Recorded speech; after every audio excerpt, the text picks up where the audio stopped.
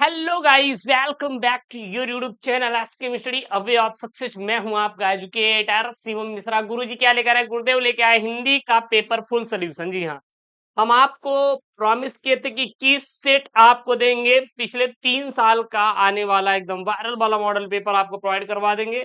आप लोग ये जो पेपर सेट है तैयार करते चले जाएंगे। मैं इंपॉर्टेंट क्वेश्चन और साथ ही साथ वायरल पेपर का सीरीज जो मैं करवा रहा हूँ ये सभी के लिए बहुत इंपॉर्टेंट है। आप लोग पढ़ते चले जाइए, ठीक है ना। तो आज का जो सर वीडियो होने वाला बहुत इंपॉर्टेंट होने वाला है और इस पेपर में हम 348 सीएम जो पेपर कोड है ये सॉल्व कराने हैं करेजा।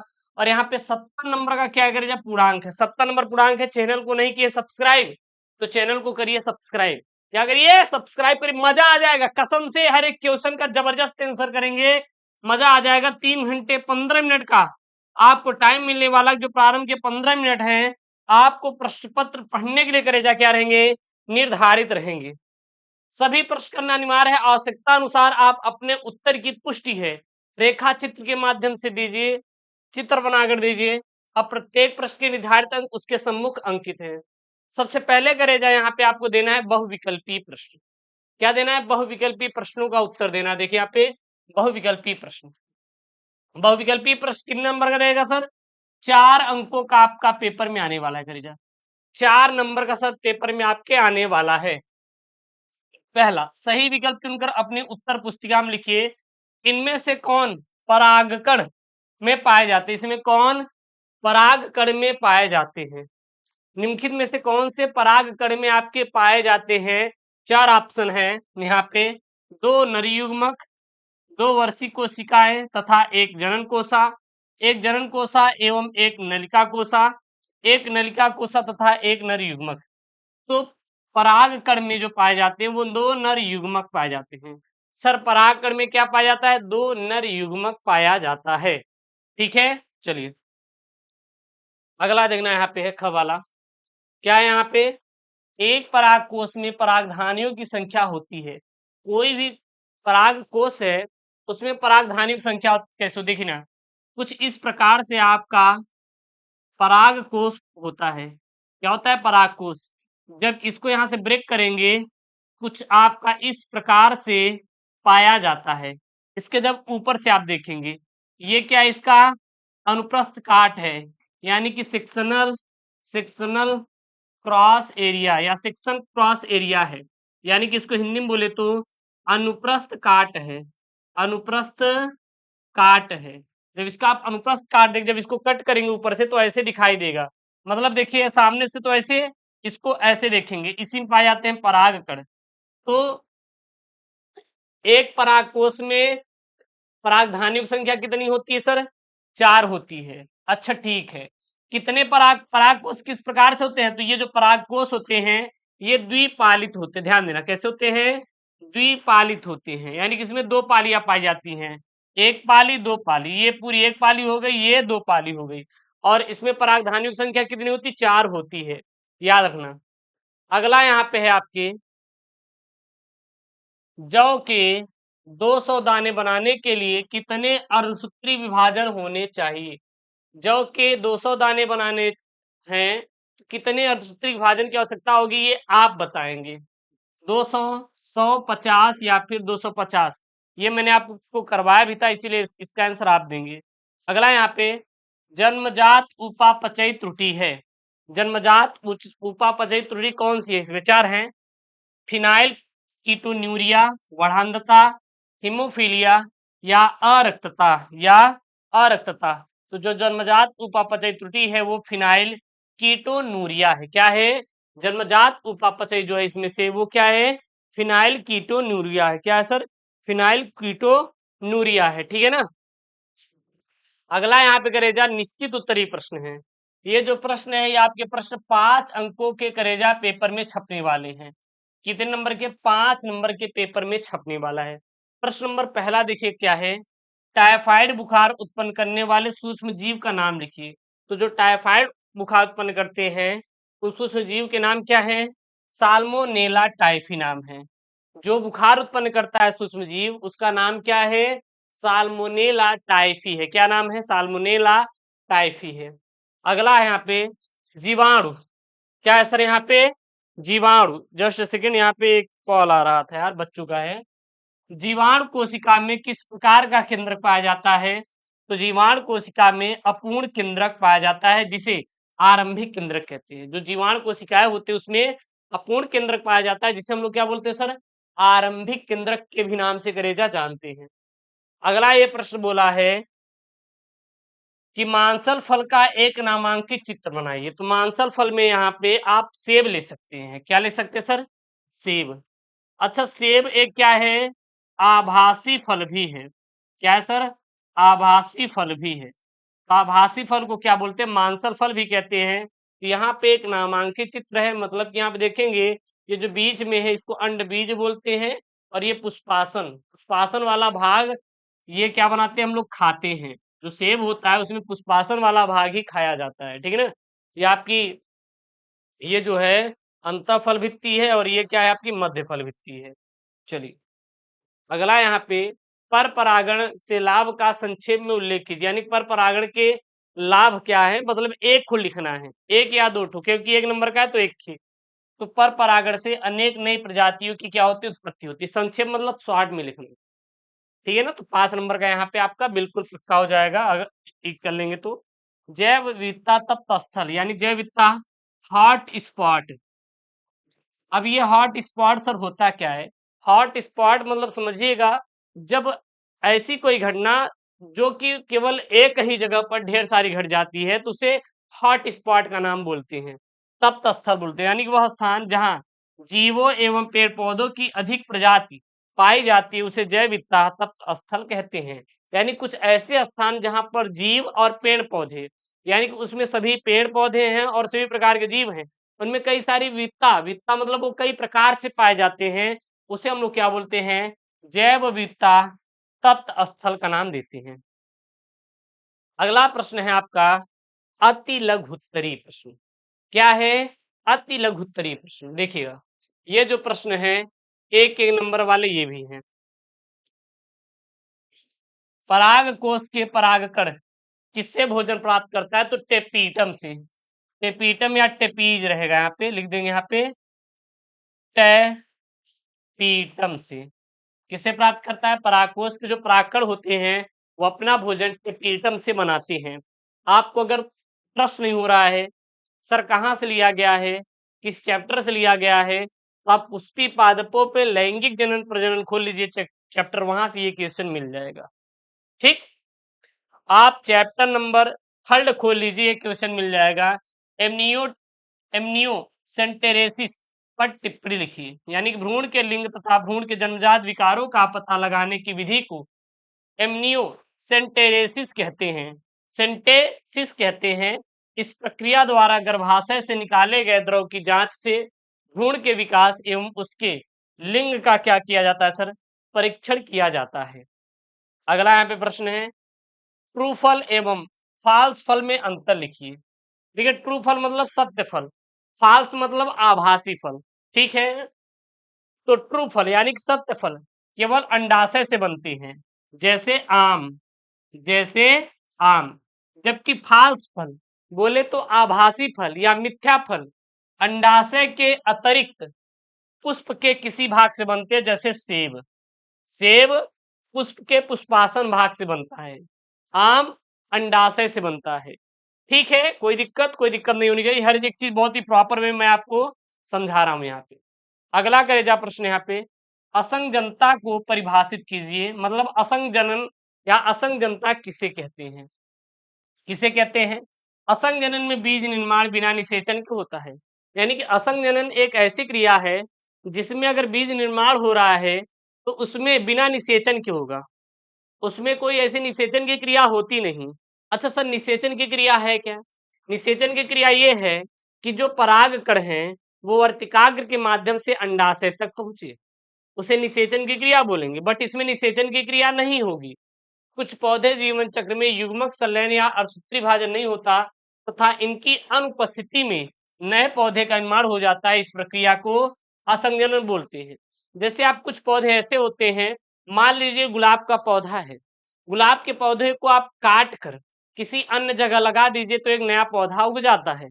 तो कहीं ना कहीं वो असंग जनन का क्या है, उदाहरण है। अगला है बहुभ्रूणता की परिभाषा लिखिए। तो बहुभ्रूणता किसे कहते हैं? बीज में एक से अधिक भ्रूणों के होने की घटना बहुभ्रूणता कहलाती है। बीज में एक से अधिक भ्रूणों की होने की घटना बहुभ्रूणता कहलाती है। अच्छा ठीक है सर, उदाहरण के लिए आप संतरा ले लीजिए। आप संतरा ले लीजिए, उसमें देखेंगे बहुत सारी कलियां पाई जाती हैं। तो सर बहुभ्रूणता का क्या है, उदाहरण है। समझ में आ रहा है करेजा? बिल्कुल कोई टेंशन नहीं। अब यहाँ पे लघु उत्तरीय प्रश्न यहाँ पे चालू होता है। सर प्रश्न क्या है, 4 का क, मनुष्य के शुक्राणु का एक नामांकित चित्र बनाइए। कोई दिक्कत नहीं, मनुष्य का मैंने यहाँ पे शुक्राणु उठाया और उसका एक नामांकित चित्र मैंने बना दिया। ये रहा आपके सामने। ये सब चित्र वाले प्रश्न हैं जो कि पेपर में एक अच्छे खासे छपाई होती है और आपका नंबर मिलता है। देखिएगा मैं आपको समझा रहा हूँ। ये सबसे ऊपरी वाला भाग शीर्ष कहलाता है। शीर्ष मतलब आपका क्या होता है, हेड होता है। क्या होता है, हेड। हेड मतलब सर कहते हैं इसको। अरे ये वाला सिर, ठीक है ना। अब इसमें देखेंगे ये जो बीच वाला भाग है इसमें होता है गुणसूत्री पदार्थ। क्या होता है, गुणसूत्री पदार्थ। ये ये इसके ऊपर जो होता है भाग को हम लोग प्लाज्मा बोलते हैं, यानी जीव द्रव्य बोला जाता है। और ये क्या है आपका, अग्रपिंडक है। ये शीर्ष को मध्य भाग से जोड़ने का काम ग्रीवा करता है, तो ये ग्रीवा है। और ये मध्य भाग है। मध्य भाग में पाया जाता है माइट्रोकॉन्ड्रिया। माइट्रोकॉन्ड्रिया। और ये जो माइटोकॉन्ड्रिया होता है ये तैरने के लिए ऊर्जा प्रदान करती है। और तैरते किसके माध्यम से, ये पूंछ के माध्यम से। तो पूंछ को ऊर्जा कौन देता है, माइटोकॉन्ड्रिया। माइटोकॉन्ड्रिया।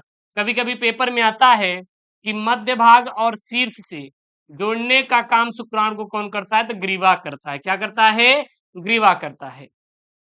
शुक्राणु को तैरने में कौन ऊर्जा प्रदान करता है सर, माइटोकॉन्ड्रिया प्रदान करता है। माइटोकॉन्ड्रिया प्रदान करता है, ठीक है।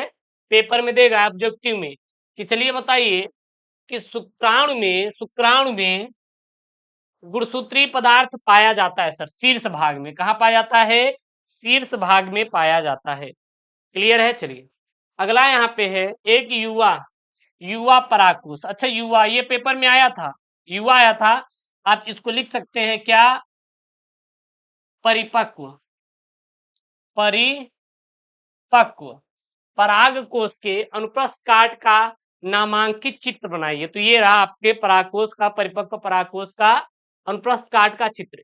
यही है भैया परागकोश है, इसमें ये परागकण पाए जाते हैं। द्विपालित है ना, देखिए एक दो, एक पाली द्विपाली।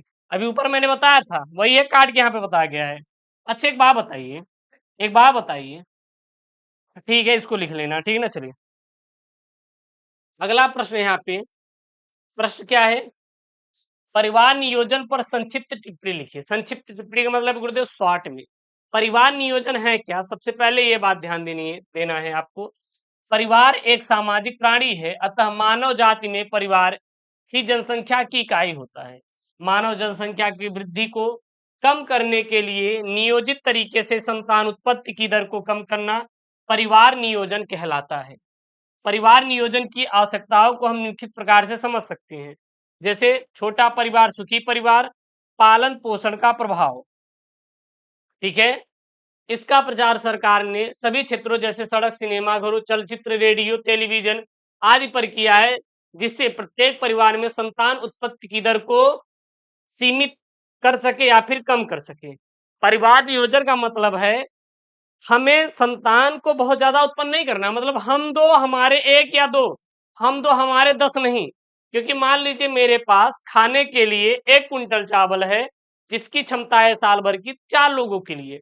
अब हम दो हैं, हम 10 बच्चों को पैदा कर लिए तो आधे तो मर जाएंगे ना बिना खाए, क्योंकि हमारे पास केवल 1 कुंटल चावल था जिसको 1 साल चलाना था 4 लोगों में। अब हम 10 पैदा कर लिए, मतलब 2 गुना हो गया, 2.5 गुना हम पैदा कर लिए बच्चों को, तो वो तो भाई 6 महीने चलेगा, 6 महीने बाद खुद ही मर जाएंगे बिना खाए बिन। तो इसीलिए भैया हम दो हमारे दो, 10 नहीं। प्रोटेक्शन का उपयोग करिए, बहुत ज्यादा जनसंख्या वृद्धि नहीं करना है, ठीक है ना। इसीलिए सरकार बोलती है। अगला क्या है यहाँ पे, 5 का क करेगा, डीएनए उंगली छाप का एक विवरण दीजिए। डीएनए उंगली छाप मतलब डीएनए फिंगर प्रिंटिंग। अब डीएनए फिंगरप्रिंट क्या है, जैसे मान लीजिए आपके यहाँ चोरी हो गया, चोरी हो गया, अब कैसे पता लगाएंगे कि आपके घर वालों में कोई व्यक्ति है जो चोरी किया है? उसका डीएनए टेस्ट किया जाएगा। आप किसी चीज को टेस्ट जाके टच करते हैं तो वहां पे आपका कुछ ना कुछ ऐसा चीज गिर जाता है, या जो बहुत सारी लड़कियों के साथ घटनाएं होती है छेड़खानी का, उसमें भी डीएनए फिंगरप्रिंटिंग का उपयोग किया जाता है। यानी डीएनए फिंगरप्रिंटिंग, डीएनए उंगली छाप एक प्रकार का परीक्षण है जो किसी व्यक्ति की पहचान उसके पैतृक संबंधों एवं उसके व्यक्तित्व व्यक्तित्व के लिए जांच की जाती है। वर्ष 1984 में एलेक्स जेफरे ने डीएनए फिंगरप्रिंटिंग तकनीकी का आविष्कार किया। इसके परीक्षण के लिए रुधिर, लार, बाल, रेजर, दंत ब्रश, त्वचा, हड्डी, शुक्राणु आदि का उपयोग किया जाता है। मैं एक स्टोरी बताना चाहूंगा। मान लीजिए आप अपने फैमिली के साथ गए हैं मनाली घूमने के लिए। अब वहां पे बहुत तगड़ी आपदा आती है प्राकृतिक, और आप लोग बह जाते हैं, मान के चलिए। अब भाई साहब, अब आपकी डेड बॉडी मिलती है 10 साल बाद। अब आप तो गए थे, पता है आपके घर वालों को, लेकिन आप मिले नहीं वहां पे, फिर मिलती है। अब कई लोग वहां पे भैया दफन है। अब कैसे पता लगाएंगे कि ये आपके घर को दिया जाएगा, यानी आपकी ही डेड बॉडी है? तो घर वाले का डीएनए ले लेंगे और आपका जो हड्डी से डीएनए निकालेंगे, हड्डियों के बीच में रहता ही रहता है, वो जाता नहीं कहीं। निकाल के जब टेस्ट कराएंगे, जब डीएनए मैच कर जाता है तो डेड बॉडी निकाल के 10 साल बाद जाके दे देते हैं।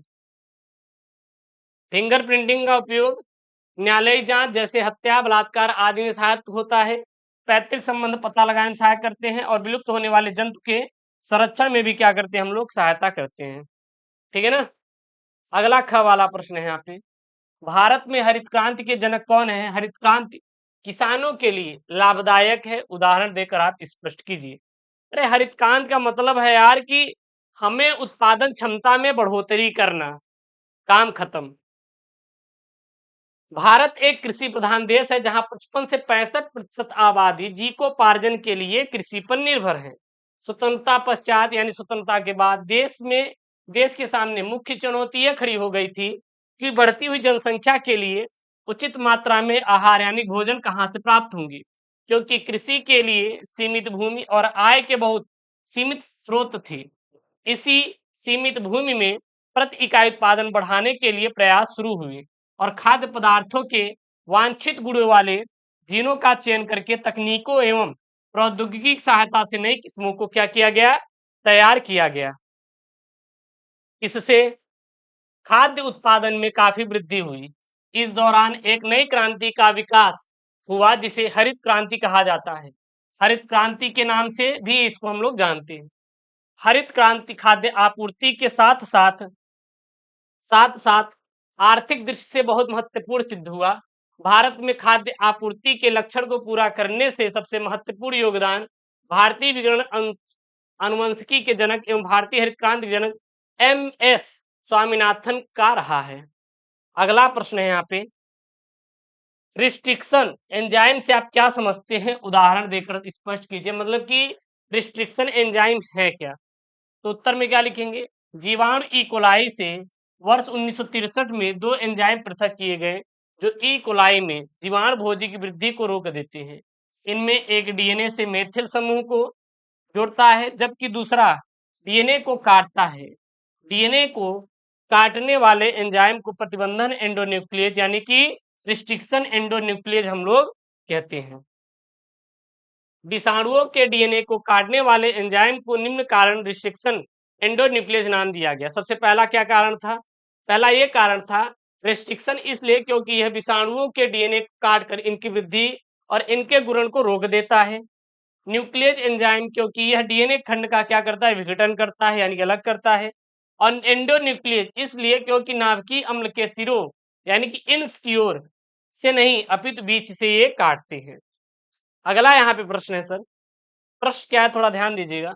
जलीय पौधे अपने वातावरण के अनुकूल होते हैं, उदाहरण तथा चित्रों की सहायता से आपको बताना है कि आखिरकार जो जलीय पौधे होते हैं वो अपने वातावरण के अनुकूल क्यों होते हैं। चलिए उत्तर में लिखेंगे, जलोद्भिद पादपों के आकारिकी एवं शारीरिक अनुकूलन, क्योंकि जो जलीय पौधे होते हैं ये अपने वातावरण के प्रति अनुकूल होते हैं। जलीय पौधे के तने पतले, मुलायम एवं लंबे होते हैं। स्वतंत्र तैरने वाले पौधे जैसे पिस्टिया, एजोले आदि में क्षैतिज दिशा में जल में तैरते रहते हैं, जबकि स्थिर तैराकी पौधों में राइजोम की तरह भूमि तक फैले रहते हैं और राइजोम जल को एक स्थिर जगह पर बनाए रखता है, जैसे कमल और जलकुंभी। कमल और क्या यहाँ पे जलकुंभी। ठीक है, चलिए अब यहाँ पे देखिएगा, यहाँ पे है आपका हाइड्रीला। ठीक है ना, ये है आपका, ये आप लगा सकते हैं यहाँ पे उदाहरण रूप में, अगर चित्र बनाना बना सकते हैं। जलोद्भिद पौधे के उदाहरण, जलोद्भिद पौधे के उदाहरण सबसे पहला क्या है, हाइड्रीला है। यह जल की सतह के नीचे पाया जाता है और यह जल निमग्न पौधा है, जिसकी जड़ें अविकसित, तना पतला, दुर्बल, लंबा और शाखित, कोमल पत्ती पतली, लंबी और क्या होते हैं, चक्री होता है। तो यहाँ पे हाइड्रीला का पौधा है। ये क्या है सर, हाइड्रीला का पौधा यहाँ पे आप देख सकते हैं। ठीक है ना, चलिए अगला यहाँ पे प्रश्न है सर, छठा वाला क्या बोल रहा है, जैव विविधता के मुख्य घटकों के नाम लिखिए तथा इसकी संरक्षण के उपाय लिखिए। मतलब जैव विविधता के मुख्य घटक क्या क्या हैं और इसका हम लोग संरक्षण कैसे कर सकते हैं। ठीक है, चलिए सर, बहुत ही सिंपल है।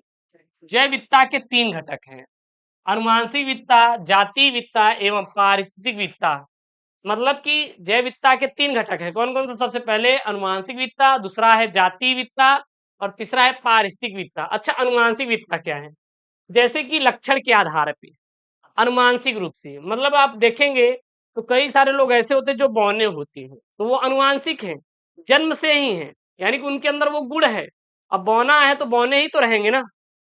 ठीक है ना, आप देखेंगे तो बहुत सारे ऐसे आपको घर मिलेंगे जहाँ पे सभी लोग छोटे छोटे, यानी कि बौनापन जिसको बोलते हैं, तो क्या है, अनुवांशिक है। एक क्या है, जातीय है। अगर शेर है तो शेर ही एक घर में पैदा होगा ना, वहां पे भैया गधा तो होगा नहीं। तो जाति मतलब जात के आधार पर विविधता, जात के आधार पर कितने प्रकार के होते हैं, जैसे भैंस है तो भैंस ही भैंस। पारिस्थितिक विविधता, पारिस्थितिक मतलब कि वो किस स्थिति में रह सकते हैं, जैसे समुद्री मछली समुद्र में ही पाई जाएगी, उसको निकाल कर आप घर वाले पानी में रख देंगे तो मर जाएगी। क्यों, क्योंकि वो समुद्री मछली खारे वाले पानी में ही रह सर्वाइव कर पाएगी। तो वो पारिस्थिति के आधार पर, यानी वो कहाँ सर्वाइव कर पाती, कहाँ रह पाती। जैसे मान लीजिए आप अपने गांव में रहते हैं जहाँ का मौसम बहुत ही नॉर्मल रहता है, अब आपको उठा के फेंक दें हम ले जाकर कश्मीर में, आप रह पाएंगे, नहीं रह पाएंगे, क्योंकि ठंड होती है और आप उसके अनुकूल नहीं जी सकते हैं, क्योंकि आपकी आदत नहीं पड़ी है। ठीक है ना, अब संरक्षण कितने प्रकार के होते हैं, तो संरक्षण जो होते हैं 2 प्रकार के होते हैं, एक स्वस्थानीय संरक्षण होता है, एक वाह्य स्थानीय संरक्षण होता है। स्वस्थानीय संरक्षण मतलब कि जहां पर है उनको वहीं पर संरक्षित कर दिया जाए, ये स्वस्थानीय संरक्षण हो गया। वाह्य स्थानीय मतलब कि अगर वो यहाँ पे घूम रहा है तो कहीं बाहर बना के उसको ले जाए, वहां पर सुरक्षा किया जाए। चलिए, स्वस्थानीय संरक्षण, जीवों की विविधताओं को सुरक्षित रखने के लिए मानव निर्मित यानी कि मनुष्यों द्वारा बनाए गए पार्क, अभ्यारण्य, जीव मंडल आदि क्षेत्र इसकी व्यवस्था करता है। जैसे राष्ट्रीय उद्यान है और वन्य जीव उद्यान, 2 प्रकार के हैं। राष्ट्रीय उद्यान, इनको कानूनी मान्यता प्राप्त होती है। इन उद्यानों में संरक्षित जंतु पक्षियों को मानवीय हस्तक्षेप करना कानूनन अपराध है। इसमें संरक्षित वनों जीवों का व्यावसायिक रूप से उपयोग करना अपराध है। वर्तमान समय में भारत में लगभग 104 राष्ट्रीय क्या है सर, उद्यान है। वहीं पे वन्य जीव अभ्यारण्य की बात करें तो यह जीवों के संरक्षण के उद्देश्य से कृत्रिम पारिस्थितिक होता है, जिसमें मुख्यतः जंगली जीवों को संरक्षित किया जाता है। दूसरा है वाह्य स्थानीय संरक्षण, तो संकटग्रस्त जातियों को उनके प्राकृतिक आवासों से अलग करके उन्हें विशेष स्थानों जैसे चिड़ियाघर, जलशालाओं, वानस्पतिक उद्यान, बीज बैंक आदि स्थानों पर संरक्षित किए जाते हैं। अगला है यहाँ पे जीव जंतुओं के प्राकृतिक आवास का संरक्षण, तो जंतुओं को विलुप्तीकरण से बचाने के लिए उनके लिए पार्क, जलाशय एवं उनके प्राकृतिक आवासों को संरक्षित रखना चाहिए। हमारे देश के संविधान में जीवों के संरक्षण, वनों की कटाई पर प्रतिबंध एवं जुर्माने का प्रावधान है, जिसका पालन सख्ती से किया जाना चाहिए। चौथा यहाँ पे जंतुओं के शिकार पर नियंत्रण, तो जंतुओं के अवैध शिकार पर कड़ा प्रतिबंध लगाना चाहिए। लाइसेंसधारी व्यक्ति को उचित व्यवस्था में शिकार की अनुमति नहीं देनी चाहिए और यह आवश्यक है कि जीवों के प्रति सहज भाव रखा जाए। ठीक है। अगला यहाँ पे प्रश्न है कि संक्षिप्त टिप्पणी कीजिए, जैसे मनुष्य में अनुवांशिक विकार और सेंट्रल डोग्मा का सिद्धांत, ये आपको टिप्पणी करना। सबसे पहले मनुष्य में अनुवांशिक विकार कौन कौन से होते हैं ये देख लेते हैं। सबसे पहले जानते हैं कि अनुवांशिक विकार होते क्या हैं। तो वे अनुवांशिक समस्याएं जो जीनोम में एक या एक से अधिक असमानताओं के कारण उत्पन्न होती हैं। ये रोग जो डीएनए या उसके पूरे भाग में विकार उत्पन्न करता है उसे अनुवांशिक विकार कहते हैं। और यह निम्नलिखित प्रकार के इसके लक्षण होते हैं, जैसे कि सबसे पहला यहाँ पे लक्षण है डाउन संलक्षण यानी डाउन सिंड्रोम। 86वें गुणसूत्र के स्थान पर यह 47 गुणसूत्र हो जाता है और 21वें समजात गुणसूत्र में तीसरा गुणसूत्र बढ़ जाने के कारण अनुवांशिक रोग होता है, जिसे मंगोलिक बेवकूफी या मंगोलियन जड़ता रोग कहते हैं। अगला है एडवर्ड संलक्षण या एडवर्ड सिंड्रोम। तो 18वें जोड़ों में ट्राइसोमी अवस्था से पर बच्चों से बचने की संभावनाएं कम होती हैं और इन बच्चों के मुंह और निचले जबड़े क्या होते हैं सर, छोटे होते हैं। अगला यहाँ पे आपका पटाउट सिंड्रोम या पटाउ संलक्षण। तो सामान्यतः 13वें जोड़े ऑटोसोम में ट्राइसोमी से पटाउ संलक्षण यानी पटाउन सिंड्रोम रोग होता है। अगला है टर्नर संलक्षण टर्नर सिंड्रोम। तो जब लिंग गुणसूत्र मोनोसोनिक सोमिक होते हैं अर्थात X0 और अथवा कुल संख्या 45 यानी कि 22 जोड़े प्लस X0 होगी तो उसे हम लोग टर्नर सिंड्रोम कहते हैं। अगला क्लाइनफेल्टर संलक्षण क्लाइनफेल्टर सिंड्रोम। तो लिंग गुणसूत्रों में ट्राइसोमी गुणसूत्रों की संख्या 22 जोड़ी प्लस XX और यहाँ पे एक और जुड़ जाता है 46 के स्थान पर पूरे गुणसूत्र की 47 हो जाते हैं, जिसे हम लोग क्लाइनफेल्टर संलक्षण कहते हैं। अगला वहां पे टॉपिक था सर सेंट्रल डोग्मा का सिद्धांत। सर ये क्या होता है सेंट्रल डोग्मा? तो क्रिक के अनुसार अनुवांशिक सूचनाओं के एक दिशी संप्रेषण को केंद्रीय डोग्मा यानी कि सेंट्रल डोग्मा कहा जाता है। अर्थात प्रोटीन संश्लेषण के लिए अनुवांशिक संदेशों का संरक्षण केवल एक ही दिशा में होना चाहिए और यह संप्रेषण डीएनए से एमआरएनए, एमआरएनए से प्रोटीन के अनुक्रम में होता है। अगला यहाँ पे प्रश्न है जैव उर्वरक किसे कहते हैं और खाद्य उत्पादन में इसकी भूमिका का उल्लेख कीजिए। जैव उर्वरक होता क्या है भैया, सीधा बता दीजिए कि ऐसे उर्वरक या ऐसे सूक्ष्म जीव द्वारा बनाए गए पदार्थ जिसके द्वारा हम लोग अपने खाद्य पदार्थों जैसे कि कृषि के क्षेत्रों में, फलों के निर्माण में उनकी उत्पादन क्षमता बढ़ा सकते हैं, उसे हम लोग क्या कहते हैं, जैव उर्वरक कहते हैं। ठीक है ना। तो जैविक अवशेषों को सूक्ष्म जीव द्वारा खाद में परिवर्तित कर दिया जाता है, जिससे पौधे के लिए पोषक तत्व तथा ह्यूमस होते हैं जो मिट्टी की उर्वरा शक्ति को बढ़ाते हैं, जबकि उर्वरक कहलाते हैं जो आपके क्या कहलाते हैं, जैव उर्वरक कहलाते हैं। ठीक है ना। अब इनकी भूमिका कैसे कैसे, कुछ जैसे जीवाणु और साइनोबैक्टीरिया जैसे नाइट्रोसोमोनास, नाइट्रोबैक्टर, एजोटोबैक्टर आदि जीवाणु एवं नॉटस्टॉक, एनाबीना आदि साइनोबैक्टीरिया स्वतंत्र नाइट्रोजन को नाइट्रोजन में परिवर्तित करके मिट्टी की उर्वरा शक्ति को क्या करते हैं सर, बढ़ा देते हैं। वो क्या कहलाते हैं, जैव उर्वरक कहलाते हैं। किन्हीं दो पर आपको टिप्पणी करना है, यहाँ पे दो दिया है, रेड डाटा बुक और परजीविता। चलिए देखते हैं रेड डाटा बुक क्या होता है, परजीविता क्या होता है। सबसे पहले रेड डाटा बुक के बारे में जानते हैं। तो IUCN द्वारा जारी पुस्तक जिसमें संकटग्रस्त जातियों, विलुप्त जातियों, दुर्लभ जातियों आदि की सूची जारी की जाती है उसे रेड डाटा बुक कहा जाता है। इनकी उपयोगिता निम्नलिखित है। जैसे सबसे पहला उपयोग कहाँ पे किया जाता है, तो संकटग्रस्त जातियों की जानकारी मिलने पर इन्हें विलुप्त होने से बचाया जा सकता है। दूसरा, अध्ययन की दृष्टि से विलुप्त जातियों की जानकारी मिलती है। तीसरा, वर्तमान में उपलब्ध जीवों की संख्या की जानकारी मिलती है। अगला है परजीविता। सर परजीविता क्या होती है, जो परपोषी दूसरे जीव शरीर पर निर्भर रहकर अपना भोजन करते हैं उन्हें परजीविता कहते हैं। यह परिघटना परजीविता कहलाता है। ठीक है ना, परजीवी कहलाते हैं और यह घटना परजीविता कहलाता है।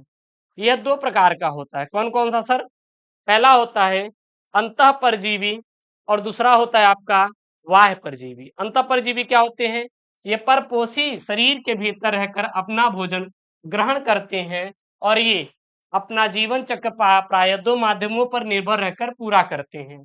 ठीक है, उदाहरण के लिए मलेरिया परजीवी का वाहक मच्छर और दूसरा माध्यम क्या होता है, मनुष्य होता है।